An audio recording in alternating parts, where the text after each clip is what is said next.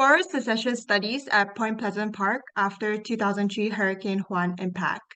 This presentation is presented by Cole, Anna, and me, Christine, and we'll start it off with our introduction with Anna. All right, so on September 29th, 2003 at 12:10 a.m., Hurricane Juan made landfall in Nova Scotia. This information is from McDonald 2023. The Category 2 hurricane caused a variety of impacts across the province, including impacts on Point Pleasant Park in Halifax, where it caused more than 80,000 trees to fall. Again, from McDonald 2023. Point Pleasant Park is a temperate mixed-wood urban forest, according to Burley et al. 2008. Traditionally, it was a significant Mi'kmaq gathering place. This information is from the City of Halifax website. It is known as Antukati, which means spiritual place or place of the spirits, again from the City of Halifax website, date unknown. The goal of our research is to study succession over time in Point Pleasant Park after the disturbance caused by Hurricane Juan in order to better understand disturbance and succession in urban forests. Our research analyzes the overall forest community, dominant species, and community metrics. For our methods, our equipment used for analysis of all 6 sites was calipers, measuring tapes, and surveyor's tapes. BDH measurements were measured at the standard 4.5 feet from ground and measured with the aforementioned tools.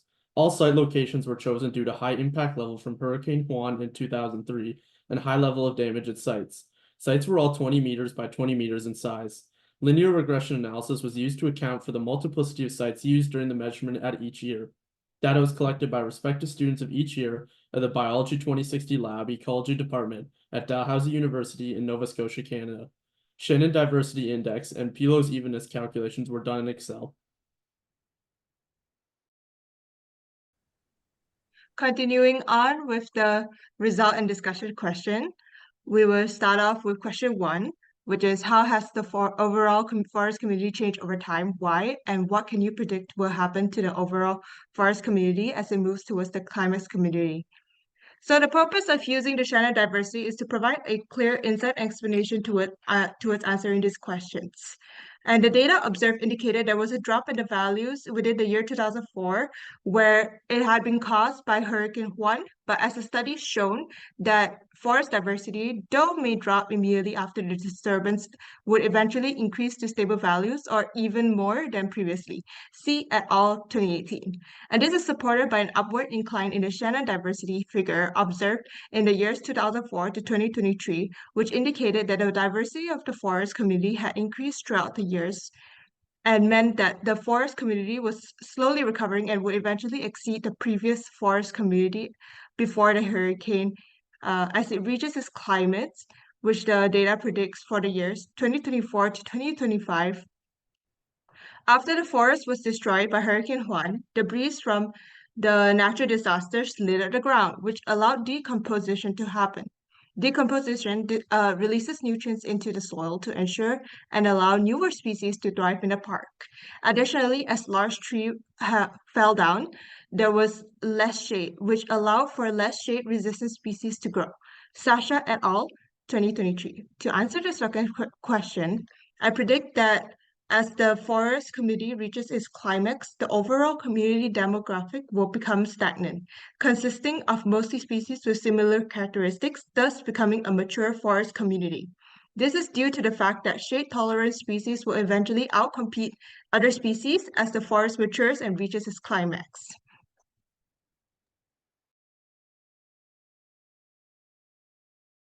Question 2. How has the density of the dominant species in 2004 as well as the dominant species in 2023 changed over time? What can you predict will happen to the dominant species as the forest moves towards its climax community? The purpose of studying the density of both the red maple trees and the red spruce trees was to help answer the question of what species is dominant, how that dominance has changed, and how it will continue to change. This was achieved first by measuring the overall density of the respective tree species from 2004 to 2023 after impact from Hurricane Juan at the most impacted sites.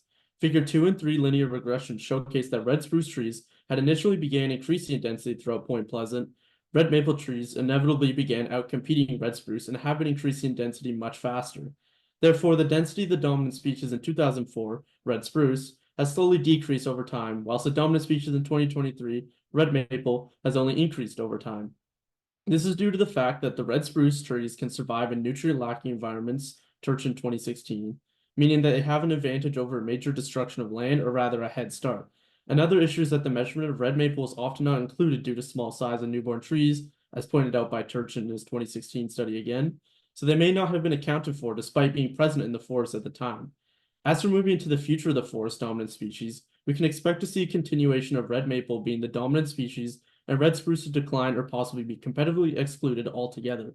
This is due to the fact that red spruce trees are our initial pioneer species that easily repopulate the land after destruction, whereas red maples are late or mid-level successors, Neely et al. 2004. So often red spruces are seen in high abundance initially, but fall off quite quickly as nutrient levels and soils recover to allow stronger competitors to begin being reintroduced into the environment. So for question 3, we're wondering how the species richness has changed over time, why, and what we can predict will happen to the species richness as the forest community moves towards its climax community, and why. So the objective for studying species richness was to understand how species richness changes over time after disturbance, such as Hurricane Juan. The data shows that over time, species richness has increased. A regression analysis was used to explore the relationship between species richness and time. There was a significant positive relationship between species richness and time. Therefore, we reject the null hypothesis that there is no relationship between species richness and time. The results show that species richness and time have a significant positive relationship.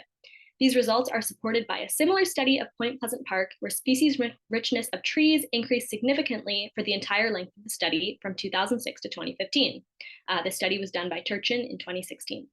The reason this occurs is because after a disturbance, such as Hurricane Juan, the species will make use of new resources and species richness will increase, according to Turchin 2016.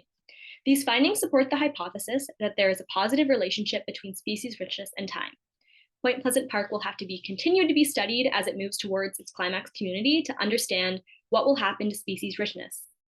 The climax community results when no other species can be admitted to the community, according to Britannica, date unknown. Therefore, it can be predicted that as the forest moves towards its climax community, species richness will reach a point of stability and remain fairly constant unless disturbed by other factors. Moving on, we'll be answering the 3 questions provided after our draft presentation. So what succession stage is Point Pleasant Park in this stage, and what is the rationale behind it? So through the observation of the data between the years 2005 to 2024, which is the current present, we hypothesize that Point Pleasant Park is currently still remaining at an early succession stage. The rationale behind it is as due to the diversity and the species richness of the forest community still linearly increasing throughout the years, and there has not been much of competition for the stabilization of a forest community. Withinsky, 2020.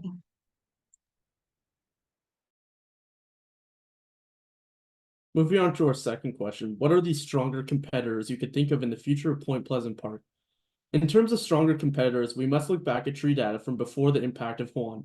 In Turchin's 2016 paper, they make note of the fact that prior to impact, the main species were the red spruce and the white pine. This suggests to us that we should begin to see red spruce and white pine in the final succession stages of the park. However, there is something much more important at play. Once again, referring to Neely et al. Study 2004, they make note of the fact that VT10 site soils are often dry and quite nutrient poor, and usually support only the red spruce and white pine, whereas VT9 sites include the red maple within their areas alongside the red spruce and white pine. Furthermore, in the study of the soil types in Table 2 of Neely's study, we see a dominant ST2-L15 complex soil, which is in some a shallow, well-drained soil type, and in the ecotype study, they also found ET5 to be the dominant ecotype, which is associated once again with well-drained soils. This all goes to show that the soil before Juan was very supportive of a red spruce and white pine environment. However, with the new rise of red maple seen in question 2, we can infer that soil types may need to be reevaluated further to determine the next strongest competitor. But with what we have as previous knowledge, we can assume that if soils return as they were pre-Hurricane Juan, then red maples will be competitively excluded, and thus white pine and red spruce will be our new dominant species once again.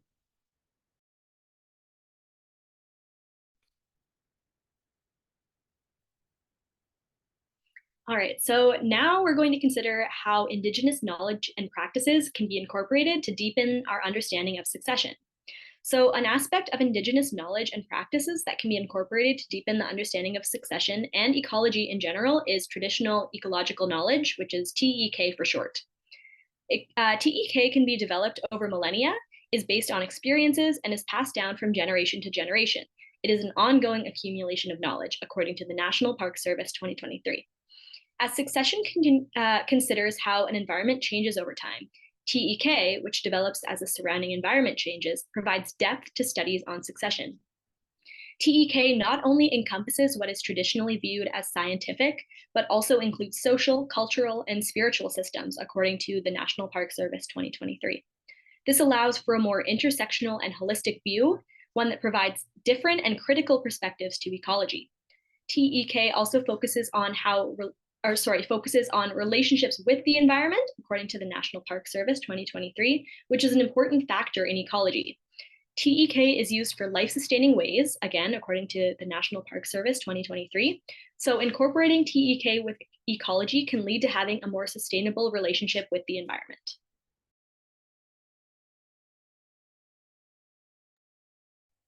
As observed with the results and discussion, along with the 3 other questions beforehand, the forest had received substantial damage after Hurricane Juan and had been observed throughout the years for the progression of the ecological behaviors and recovery.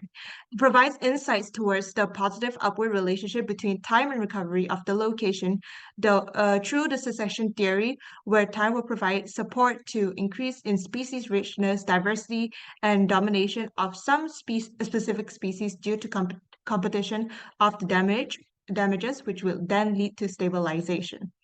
Though urbanization has some effect towards the recovery through succession, such as certain species thriving more within urban areas instead of natural fauna, as observed in some species of bees within the study of Kotze et al. 2021, along with how soil nutrient dynamics are actively affected due to littering or just pollution, where some vegetation could not thrive there anymore, even though the environment is significantly similar to the ones observed in nature. Badadza Chibeka et al. 2018. The Mi'kmaq people provides insight towards how we should be respecting our trees as a provider of food, medicine, and ecotourism, and has now implemented an initiative called the Mi'kmaq Forestry Initiative to collaborate with the federal and provincial government to maintain the forest. This was cited from Traditional Mi'kmaq Practices Maintain Nova Scotia Forest 2023.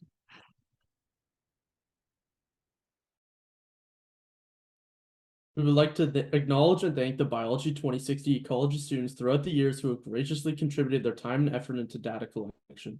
Allison Schmidt for her continued appreciation and love for teaching students and pushing them forwards into academic excellence. And the First Nations people of Nova Scotia for their continued sharing of knowledge and wisdom of the land. Without these individuals, the study would not be plausible, and it's because of their continued perseverance that we were able to present these findings to the community.